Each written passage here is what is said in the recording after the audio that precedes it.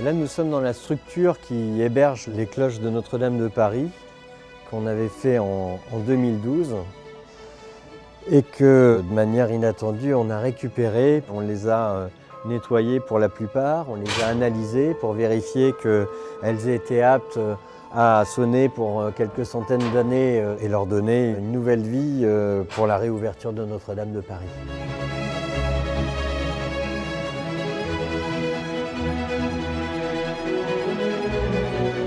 Nous sommes ici à la fonderie de cloches Cornille-Havard, à Villedieu-les-Poêles, en Normandie. C'est ici qu'on a fabriqué les cloches de Notre-Dame de Paris pour les 850 ans de la cathédrale en 2012. Une cloche, c'est une pièce de fonderie. Ça veut dire que pour faire une cloche, on va faire un moule. Ce moule, il est fait en argile, en crottin de cheval, en fibre. Je m'appelle Noël Lemasson, je suis fondeur et mouleur. Notre moule se fait en 3 parties. La première partie se fait le noyau.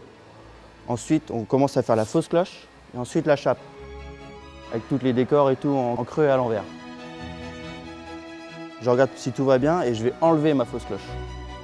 Les fausses cloches, c'est pour que dans notre moule, ensuite, on ait exactement la même taille de notre future cloche en bronze. Ce qui me plaît le plus, c'est toute la préparation du moule pour ensuite arriver à la fonderie. Pour moi, c'est comme si on faisait une naissance d'une cloche.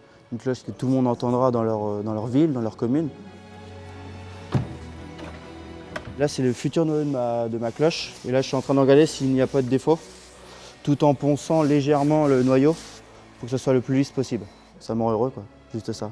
Pour moi, c'est un art. Je m'appelle Pauline, je travaille à la fonderie de Villedieu en tant que modeleuse fondeur depuis 2023. Le métier de modeleuse consiste à mettre des décors en cire sur les cloches. Donc au préalable, je vais couler de la cire dans des élastomères afin de préparer mes textes, mes frises et mes effigies pour poser sur les cloches. En fait, on va mettre tout ça sur la fausse cloche. On va faire fondre la cire. Ça va laisser l'empreinte en creux et à l'envers dans le moule. La fonderie, c'est 30 000 emplois en France encore aujourd'hui. Mais la fonderie de cloches, c'est une fonderie spécifique. On a des opérations qui sont complexes. Et donc, il ne suffit pas de dire les choses une fois pour que ça se fasse. Il faut montrer, il faut faire, il faut refaire. C'est ce qu'on appelle le temps long. La transmission, ça doit se faire sur plusieurs mois, voire sur plusieurs années. Et quand on parle de moulage en argile, là, on est sur quelque chose de particulièrement rare qu'on ne peut apprendre qu'en entreprise.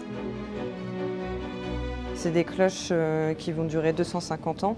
C'est quelque chose qui est vraiment artistique, donc je vais vraiment y laisser mon empreinte.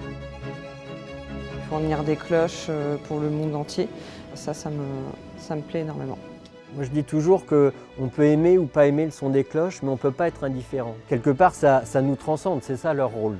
Si vous avez l'occasion d'entendre la sonnerie des cloches de Notre-Dame quand vous vous promenez dans Paris, vous verrez que les gens s'arrêtent, tendent l'oreille, regardent ce qui se passe. C'est vraiment un marqueur sonore du centre de Paris.